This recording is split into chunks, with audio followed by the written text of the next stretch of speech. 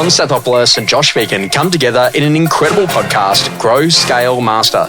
An energetic approach to drive progress, master skills, build strengths and put the strategy back into rapid business and personal success. Backed by real-world experience in rapid scaling to playing the long-term game of business, it's the story of all the lessons learned on the journey to mastery. Be inspired, renew your energy and chase the future with Grow, Scale, Master. Con, there is like a phenomenal quote. What will you do with this one wild, phenomenal life that you have been given? And I want to talk a bit about that, about like literally the life that you want.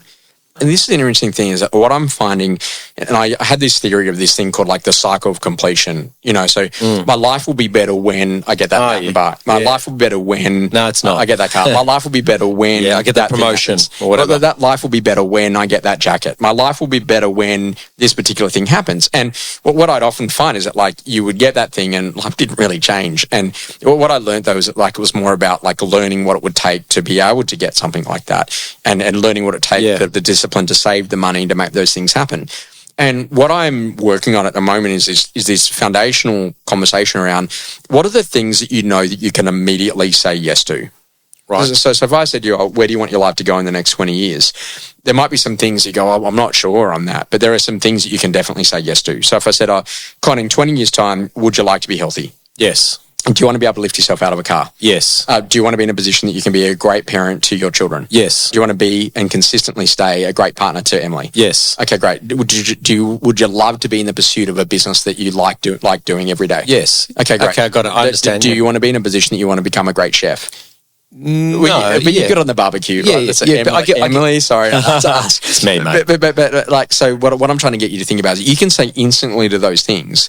But yet if I said to you, how do you want to be remembered? Or what sort of legacy do you want? Or, and for some people, they're not in a situation like you yet. Like, do you want to have a partner? Do you want to have kids? Do you want to do those things? Because we're all at very different ages and stages, right? But I'm trying to get you to think about if there are things that you know that you can instantly say yes to, then can you just start working towards those? So the things that it's a good way of framing it, actually. Things you're not yet clear about, where there's fog, that's okay. Well, you can let them develop, but instead of just kind of existing and not moving forward in a direction, I'm a big believer that this is the game of life. Our job is to design the game that we want to win. Mm-hmm. Okay, it's kind of like, remember the Choose Your Own Adventure books? So what about the David Allen quote? Like, this is the game of business and the business of life. Yeah. It is, but like I'm kind of gamification is playing with it more. I think it is, but I think what you just said, like I had a little bit of an aha moment there, an epiphany where what do I want to say yes to? So what can I immediately say yes to? You said, do you want to be healthy in 20 years? Yes. Do I want to be able to lift myself out of a car? Yes. So for me, then I've got to put the actions in today for those basic things that sound basic today that might be challenging in the future. By the way, I'm still young, mate. So in 20 years, I should be able to still bench press my body weight. But sure, but like whenever you're well, you don't realise that you're well. Yeah, and sometimes it's almost like that hindsight of when you're in a really good space, work wise and home wise, and you got deals happening and things are in full flight. Sometimes you don't even realise that this is like not the best that it's going to be, but this is a great moment. I think that's a really interesting perspective on being able to really stop and think about the life that you want to live. And the beauty about our industry is you can design the best life possible. It allows us, it gives us the opportunity to excel and to be able to do what we do to create time, space, money, whatever it might be. You get that opportunity, but you only get it if you earn it. So what I've noticed is that when I work with people and I just have conversations with people about you, people say, he always makes me feel really good and he makes me feel visionary and he makes me like reconnect back with like where I want to go. And he's able to just do that in under a couple of minutes. And there's a good energy and there's a good vibe. And like you might not realize that, but that was an encoding that you have grown up with. Yeah, I do. But I'm kind of looking at it going, but you leverage that now. Yeah, I do, because, mate, I see the magic in all people.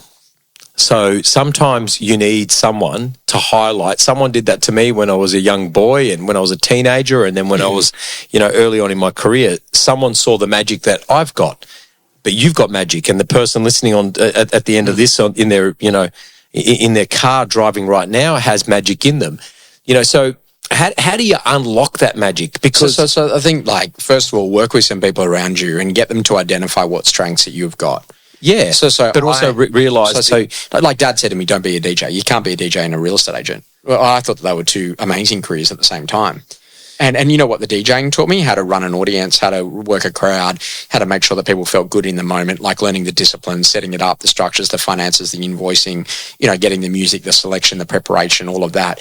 Mate, there is no difference now in what you get to go and do in running a training session inside an organisation, or being able to work a great board meeting, or being able to do something in terms of developing a brand. And I think that, like, the foundational conversation is that the life that you want is not as far away as you think. I agree with that. But the interesting thing is you're one or two small decisions every day away from a completely different life. Yeah, and also, mate, like, are you making long-term decisions based on short-term circumstances? Sure. So what do you need to remove, or what do you need to add, or what are the strengths you need to add or develop to be able to get you to that point?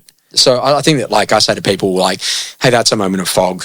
And, versus that's a moment of sunshine. And this happened in our business. It was awesome. Like, Jessica is in our team. We were there at a team meeting, and one day she said, oh, what do you want to do about this? And I said, I'm not sure yet. And she said, fog. I'm like, okay, I could do this. And she said, sunshine. And it was a great moment that, like, together we came up with a term, and we now use that really broadly inside of the business. Am I now creating fog, or am I creating sunshine? So, like, you go home and say, oh, Em, do you want to go out with dinner tonight? Oh, I'm not sure yet. Fog. Like, oh, okay, great. No, we're going out, or we're staying in, or whatever the story might be. And this is a really important conversation. That, like, if you think about it, what do you know that you actually want? Oh, I definitely want these 1 or 2 things. But these things I'm not yet sure about. But if you know that you're sure about these things, then work towards those. Correct. And on the things you're not yet sure about, like, take a step towards 1 or 2 things to learn if you like it and get in around it. Yeah, dip your toe in, see whether or not that's what you want to do. I agree with that. And so when you get into the moments of fog, realize that's actually okay, but then find some level of clarity and then go all in. I'm a big believer of that. And so I just thought, okay, there is no other choice. How do I become the best in the world at this particular thing? Yeah, I want to, and with you it's golf, and with me it might be motorcycling, but it's not golf. But finding that thing, so you're not committed to it. But finding that thing, I'm going to go all in on that and do really well. I think we've allowed ourselves to have too many plan Bs. Yeah, sure. And I actually see that a lot, and I just go, you've seen that film clip with Nick Kyrgios. Jumping from one thing, you've seen that with Nick Kyrgios and Matthew McConaughey. Yeah. What if you just fell back in love? That's exactly right. And I'm not saying about if you just fell back in love with being a great real estate agent. Right. But I'm talking about, like, what if you just lent more into enjoying what you do, as opposed to, I have to do this. You don't have to do anything in life, right? This is the brilliance of your life. It's a very short one for everyone. Yes. So I look at it and I go, geez, you know what? Honestly, I kid you not, and I don't want to be all, hoo-ha on this. I wake up every morning and go, oh, that's awesome, I woke up. Yes. I've already won today, mate. I have won today. Yeah. And so for me, it's about all the little things that we compound. Yeah. These little micro wins that kind of, like, one brick after another. And even, today, Matt, my first meeting was at 6:30 a.m. this morning in the Hawkesbury. I left, the Inner West at 5:30 in the morning, right? And I'm sitting there driving. I'm like, it's early, it's cold. It's the season's changing. And then I go, geez, it's Monday. I've got 14 appointments today. I've got to do podcasting at the end of the day. There's a lot, right? Which you're looking forward to that, though. Yeah, I do, but I get to do it. Yeah. Imagine if I didn't get to do this. Yeah. What would I be doing? Yeah. Right? Now, you also get to run the city of surf, I've heard. But interesting enough. Thank you for putting that out there. Yeah, yes, that's okay. Amit knows. So when to take risks and when you play it safe. And the funny thing is that, like, I continue to do this, but I've been in situations where I've taken risks that I didn't know were risks at the time. Yeah. I mean, I bought a business in COVID. Never run a business, never owned a business that was loss-making. Yeah. In an area that I didn't have one contact in.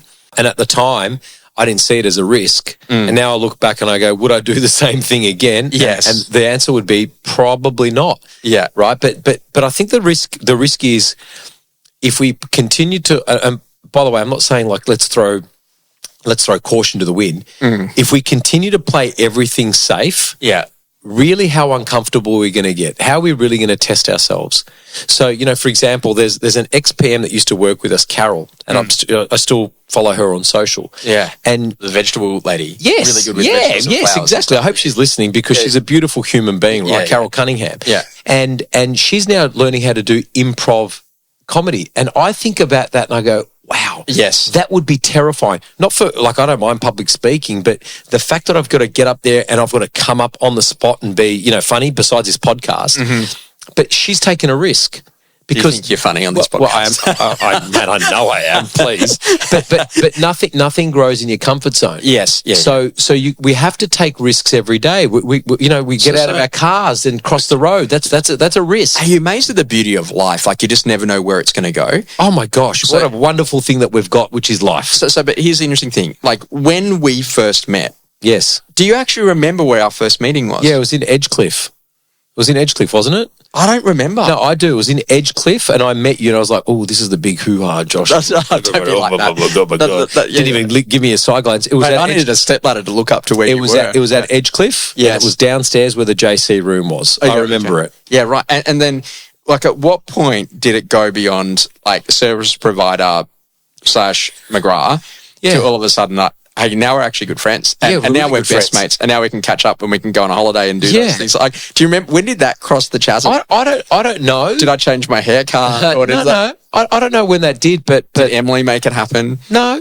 I just think that, everything happens for a reason. But isn't that amazing that, like, we might have known each other for like 5 years prior? Correct. And then there's a day where it's like inseparable. But see, this is the beauty about life, though, mate. Is and there has to be a level of gratitude with this. So, I think that we haven't learned that as a society. And by the way, I am nowhere near perfect. Yes. I'm still learning. I'll be learning for the rest of my life. But, man, I'm grateful that I have a relationship with you. I'm grateful that I get to be on this podcast. I'm grateful that I got to wake up. I just love that we get to do it. Yeah, I know. But this is what I'm getting to. Do it again. So think about you. Like, it's day 70 and I'm at the same open home. Yeah. Well, you can go, worries me, I can't believe it, my owners won't adjust, no one wants to buy, or you can go, how lucky am I that I've actually got an open home? Yeah. So I think it's sometimes we need to give ourselves the ability to change the lens and start looking about, hey, what is it that I want in life? Yeah. And I think, age is one of those things, Josh, where you do learn because of hindsight and experiences, but, we've got to get into a position where we definitively know what we're trying to achieve. Experiences that rapidly shaped you. My mum always said this, and I think related to fashion, but it's kind of useful. Be timeless. So be able to spot fads and trends. Good advice. But just be timeless. So literally, and I think it's a really interesting space to kind of put yourself into that. Like, literally, try not to date. And, mate, there is a photo of Tom Hector, myself, and Phil Harris. And I was wearing a T-shirt, and it was a blue T-shirt. And at the time, it had like a pocket. And I thought it was so cool. That pocket was in fluoro yellow. Every single time that they show me that photo, I'm like, oh, what was I thinking? And I just think, like, just be timeless. And it's a really great thing, which is why my haircut is the way it is. Something that's changing your view. Con, I think that agents have got to be really careful with social. And what I'd say is I think that some of the social content is tiring really quickly. Yeah, example? Like RBA announcements, negativity about what's happening in the market. There's not many buyers right now. There's not many sellers right now. There's not much stock, just like language. And inadvertently, you and I did see a video clip on social the other day where, and I'm sure this person's really trying hard in their career, but they said, the other agent sold it for 800 and we just listed it 4 months later. We've now sold it for 1.2. Yeah. Like why? Like, I would be worried about that transaction, about A, why it was undersold so much, or B, if I was the buyer, why have I paid so much more than what the previous person bought it for? Correct. Like, without, I don't know if there was development consent or X, Y, Z, but it's just, just be really careful, because if a buyer sees it, like, this is a record price and it's 400 grand above reserve, how does the buyer feel? I totally agree, mate. The seller, how does the seller feel? And so, and I get that we're in the era of transparency, but what I would say to you is, just be really careful what you're marketing. And what sold can actually just be the messaging. Yeah. And that's, this one is now sold. If you'd like to buy another one, have a look at this one. Yeah. Like learn how to do more jobs. Yeah, I think it's an interesting one too, and I think it's also, who's your audience? Who's actually watching that content? Yeah. Are we just promoting this to other agents and agencies because we want to do a bit of chest beating? But like for me, one thing that's rapidly changing, my view at the moment is, if I need a solution to a problem, I can do a lot of things. I can Google it. I can chat GPT it. I can ask friends. I can search for a professional. Like, what's going to get you to the answer that you're looking for the fastest way. And for me, generally speaking, if I've got something that's on my mind, personally or something, I might call you and just say, hey, Josh, you just help me work through this. So I wonder how many people go about that the long way as opposed to diverting and going straight to a source where, hey, that person's experienced that or has some knowledge in that. So i.e., if I've got a bung knee, I'm not going to call you. I'm going to go and see a chiropractor or an osteo or someone. Does that make sense? I think like knowing who the people are that have got expertise, but also to being prepared to sit down with a pen and an A3 piece of paper and draw out, and really understand what the problem is and then think about a couple of solutions. You know what? You just reminded me. There's a young boy, he won't be listening to this, who his father owns the pharmacy in Summer Hill. His name's Will. And if you are Will, I'll see you soon, right? Yeah. And he wants to become a property valuer. So I connected him with the head of valuations for Knight Frank. And he said, any suggestions? I said, mate, bring a notepad and a pen. If someone's going to give you their opportunity to give you expertise and transfer knowledge for free, coffee, make sure you're taking notes. It's so interesting that you said that, because that just reminded me that for me, if I want to get to a level of comfort mastery, if I want to get to solving a problem, I'm going to find the best person in that field to solve it. And I just think, be prepared to go out there and just search and to do it. It was reminding me, Hilary Corner, she wrote a book called One White Face, and it was about her story of working with Toyota and the Kaizen business improvement process, right? And, one of the things that she would say is that, most people in a position that they spend about a minute, defining the problem, but then they spend the rest of a lifetime trying to get a solution. Right. Because they don't actually define the problem correctly. Right. Whereas Toyota would spend 4 or 5 days, really building out what's the real essence, what's the real problem here. And then they'd spend about a minute in getting the solution. So they worked out the way to reduce all the car crashes. And one of the easiest ways to reduce the car crashes wasn't ABS and it wasn't the airbag. The easiest way to reduce car crashes was actually to remove the human. Because the human on alcohol or, substances or whatever was the one that was causing the issues. Right. As opposed to actually the car. Yeah, correct. So society wasn't ready for that at the time. Right. But so you got to start to really say what actually really is the problem here. And if we could go to fix that problem and get it right, then that would change everything. Yeah. So I think that you got to really get the problem definition right before you jump to solutions.